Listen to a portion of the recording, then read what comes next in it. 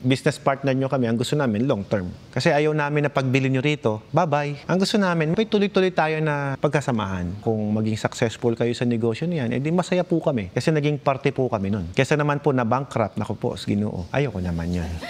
And usually po, yung mga client namin, alam naman namin na hard-earned money yan. Hard-earned money na pang-retirement, di ba? Kumbaga yun ay retirement fee mo, tapos sasablay ka pa. Ayaw namin yun. Gusto namin long term. Kaya yung mga packages namin, napansin nyo, nag-focus lang kami sa machine. Sa akin, walang problema. Kahit bumili kayo ng galon sa iba, ng mga consumable sa iba, wag lang filter. Pag related sa machine, sa amin lang lahat. Negosyante rin kayo. Alam namin na gusto nyo rin makatipid. Kung saan may nagtitinda ng murang container, doon kayo bumili. Kung saan may nagbebenta ng murang plastic, doon kayo bumili. Pero kapag sa machine, please, sa amin na. Machine na yan eh. Kumbaga, yan na yung heart ng tubigan nyo. Yan na yung heart ng business ninyo. Huwag nyo namang tipirin na yung pagdating sa filter sa makina. Filter, sir, mga ilang months naman bago palitan. Standard operating procedure po namin talaga is every month pinapapalitan namin yan. Pero mura lang naman, 100 pesos lang naman yun. Yung package 5, ito po yung picture eh. 4 po siya. Ito po monthly yan. Which is 400 pesos lamang yan. Ang mura, sa 400 pesos. Meron pong pinapalitan dyan na every 2 months pero mas mahal po siya. Yung isang klase, yung water sweetener namin, nagkakahalaga ng 1.8 yung isang filter. Kung gusto mo naman na mas mura, nasa 800 pesos lamang, di ba? Pero 2 months yun, pinapalitan yan. Kasi yun yung,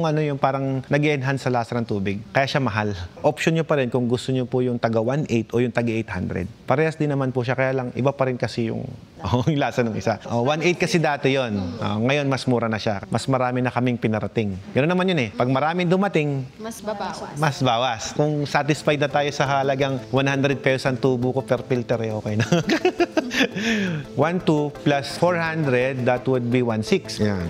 Ito po, yung 1-year supply ninyo, kung package 4 to 5, 10,200 pesos, 1-year supply na yan. Kung di ba kamura? Kung nabibideo ko yung mukha nila, sabi nila, mura. Imagine mo yun, 10,200, isang taon, gamitin mo or hindi yung machine, papalitan mo yun monthly. Kasi ang filter po, breeding ground pa rin ng bakterya. Ngayon, kung nakastay lang siya dun, pwedeng mag-multiple yung bakterya. So ayaw naman namin na yung bakterya lumusot pa dun sa membrane filter natin. Yung membrane natin is 100 times smaller than bacteria, yung laki niya, butas niya. Kahit makita mo na clear yung membrane, malinis, pero makita mo, bakit clog, bakit barado, ang linis. Yun pala yung bakterya kasi hindi mo nakikita ng mata, clog siya because of the bacteria. So ayaw namin na mangyari yun. Kami, kahit monthly, you have to replace. Isipin mo, 1 micron, lumulusot pa talaga yung bacteria na yan.